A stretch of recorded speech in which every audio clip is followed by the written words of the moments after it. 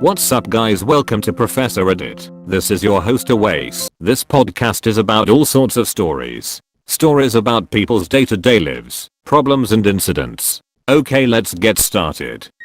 Aita for refusing to go to my dad's unless I'm fed properly. I'm 17F and my parents are separated. My dad lives in another country, so I don't see him much except for holidays. He lives in Germany with my stepmom and 9-year-old little sister. I don't like my stepmom at all, mainly because of her parenting style. She's a complete helicopter parent. I don't think my sister has ever actually been out of an adult's sight in her life. She's never just played outside with her friends or anything. And the most annoying for me is that she has never eaten a hot meal, like it's cold being served to her, and the reasoning is it might burn her mouth. She's also never stayed up past 7 PM. Things that apply to my sister also apply to me too. When I'm at my dad's I'm usually there for 2+ weeks at a time, and in that entire time I don't eat anything hot, and I'm pretty much confined to my room, which has a bed and that's it. After 7, I can live with having to stay in my room, but not with being fed cold food. I have ARFID and an already limited diet. I can barely stomach food warm, let alone cold. Yesterday my dad rang me about booking flights for the summer, and I said no. He tried to guilt me into going, and I said I'm not going unless I'm treated like I should be. I told him I will not be going unless everything I eat is hot, and that I don't care if it means eating before my sister, and that I won't be subjected to her stupid rules anymore. My dad contacted my mom and my mom said I was an asshole to act so spoiled. Aita? NTA. Have you tried explaining the full situation to your mom? Regardless, your dad is refusing to compromise, and his rules will mean that it is not a viable place for you to stay. There are plenty of ways to manage this, like letting you cook your own meals as you are 17. But if he is not willing to compromise, then you are not willing to put yourself in a miserable position. NTA. At first, I thought the reasoning behind the cold food was going to be health related, not that a 9-year-old may burn her mouth. WTF. That's definitely a new one. It's also mind-blowing that your mom took your dad's side. Luckily, you will be 18 soon and able to get away from all this nonsense. Aita for clearing out all the food in the house and not replenishing it because my sister has an eating disorder. I love my sister, but she eats everything in sight the moment she finds it. I have a lock on my door and have gotten a small fridge. I keep fruit and water in there, some snacks, and then I will go to my boyfriend's to eat. My sister is unemployed at the moment and my parents bring her meals, about 1200 calories per meal, and she will scarf it down. If they leave something for me, she eats that as well. She once got so hungry she ate Parmesan cheese from a shake bottle. As much as I love my sister, she has eaten about $400 in groceries this month alone. I tried so hard to refill it, talk it out with her, and she just binges, purges, binges more. She couldn't even be measured on my scale, which goes up to 450 pounds. I told her that I was done feeding her. She can talk to our parents and figure it out. I was done. I have the lock-in in my bedroom, which has always been there, and I eat with my boyfriend. I eat at work, but there is nothing but bottled water in the fridge for her right now. My parents are going out of town next week and have agreed to buy her food for the week. I told them that if she eats it all, she is going to be hungry the rest of the days. I have been very clear with them that she needs to go to some kind of therapy/clinic. There has to be something to be done for someone with her issues, but she ignores it. It is at the point where she cannot get into my Corolla to drive anywhere because she is too big. The house we live in is my childhood home, and I live there with Ashley because she is my sister.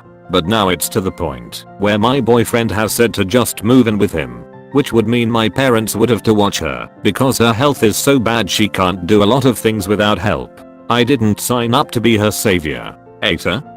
NTA. I'll tell ya who is the asshole. Your parents. For just delivering excessive food, not getting her proper help, and relying on you to help her. Moving out would be a good idea. This ain't your mess. NTA. Your sister definitely has some form of hyperphagia that may or may not be treatable, and your parents' current strategy of more food is abusive and neglectful. They need to have her seen to work out the cause and come up with a strategy to bring her back to a healthy weight. These things are not your responsibility and you would be right to get out of there.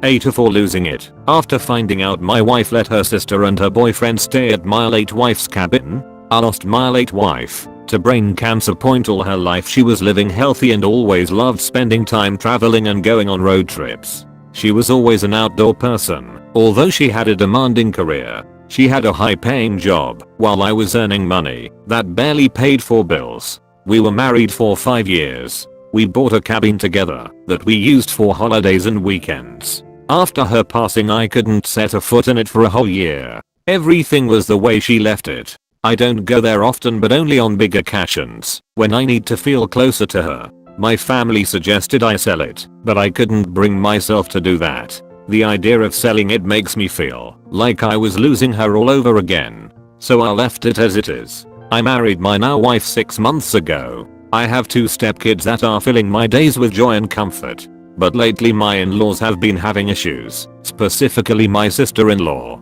She lost her job and she and her boyfriend had nowhere to live. We've invited them to our place for 2 months, then my brother-in-law took them in. My wife days ago told me brother-in-law had an argument with his sister and kicked her and boyfriend out. I asked when that happened. She told me about 2 weeks ago. I then asked where her sister and her boyfriend were staying and she took her time to answer. I asked what's wrong, and she flat out told me that her sister's been staying at my late wife's cabin for 2 weeks now. I was stunned when I heard, and I asked her for more clarification. She said she gave her sister a copy of the key to the cabin to stay there till she finds a job, then proceeded to say she didn't tell me because it wasn't a huge deal. I couldn't help but lose my temper. I told her she had no right to hide this from me and let her sister into the cabin knowing how I'd feel about it. She said my reaction was the exact reason why she hid it from me. I called her selfish and inconsiderate of my feelings, but she argued about wanting to help her younger sister and said I was the selfish one for not helping family during tough times. The kids walked into the kitchen. I just stopped arguing and walked out. My wife followed me. I demanded she call her sister and tell her to move out and hand over the key. My wife looked shocked, saying she expected me to react this way but not go as far as demand that her sister moves out, and called me cruel for making her look bad to family. We kept arguing till her sister moved out and brought the key. My wife packed her things and went to stay with her parents. She told me that my late wife was obviously more important to me than my family and that she won't come home till I get my priorities straight. I haven't visited the cabin after her sister left. I haven't been feeling well these days and I'm not ready to go see how the place looks now. I just need time to calm myself down to be able to go there. My wife is at her parents' house and she took the kids with her. I miss the kids and she won't let me speak to them, which is another problem because my heart literally feels heavy when I'm away from them. I miss them so much and can't stand the house without them there. She didn't tell you because she knew it was a big deal. Even if the cabin had nothing to do with your late wife, it's your cabin, so it's as messed up that she let another person not use it but live in it without asking you first. NTA. So which is it? She didn't tell you because it wasn't a big deal, or hid it because you would react badly. Her sister couldn't hack it at the brother's house, so why would you trust them at the cabin even if you were emotionally ready? Your wife is selfish, and maybe a closer look at why you two are married. NTA. Your current wife absolutely knew she was doing something wrong and that it would upset you, which is why she hid it. That is not her cabin, it is yours. It is clear from your post you have made the importance of the cabin crystal clear to your current wife. Your current wife is jealous of your deceased ex-wife and unwilling to allow you the private space you need to grieve your loss. This was a total move on her part and your feelings are valid. She lied to you, covered it up, and also violated your sacred space.